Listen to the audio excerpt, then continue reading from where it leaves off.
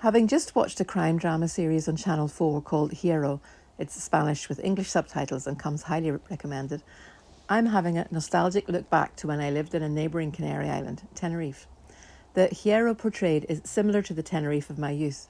Few tourists were in the north where we lived, with awe-inspiring coastlines, banana plantations and dramatic barren volcanic terrain round much of the rest of the island. This was before tourism took over and the small fishing villages became concrete jungles. The narrow streets of the small towns, the small, simple whitewashed houses with flat roofs to dry the washing, and the Canarian culture all felt very familiar. It was an idyllic place for a child to grow up, and also the place where I was first introduced to a library.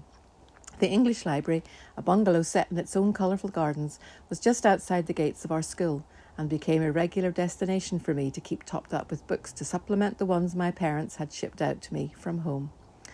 I quickly outgrew the children's section after reading and rereading what was on offer, and then moved on, probably prematurely, to the Agatha Christie novels. So-called teenage novels didn't seem to exist in those days. Her novels have since been one of my comfort reads and ones that I go back to regularly. I was unaware until more recent years of the connection that Agatha Christie had with Tenerife. She holidayed in Puerto de la Cruz in 1927, staying just a short walk away from the English library in the Hotel Tauro. In fact, she is said to have written one of her novels there during her stay.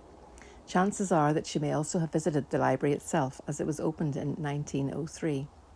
The literati of the town have cashed in on the connection by starting an Agatha Christie International Festival there, becoming a destination for many fans and aficionados of the author. I visited the English library when we were back in Tenerife recently. It's still in operation, though has since been renovated and extended, so the walk-in cupboard that once held the children's books has now, evoking echoes of Narnia, become the portal to a brand new area within the library. The exotic settings of some of Agatha's books have inspired and intrigued me through the years, from the Orient Express to Mesopotamia and Egypt, as well as the more mundane, quintessential English villages with their rose-covered gardens, village ponds and country gentry. I have also always loved the variety of methods of dispatching of victims, as well as trying to guess who done it. I wonder if many people have been inspired to use their garden plants as methods of poisoning their enemies. There seems to be plenty of scope, according to Agatha. There have been numerous films, TV drama series and radio plays made of her plots. In fact, some have nothing really to do at all with the novels, as her characters, especially Hercule Poirot and Miss Marple, have found themselves solving many mysteries not of Agatha's making. In total, she wrote 66 detective novels and 14 short story collections, and she's called the Queen of Crime.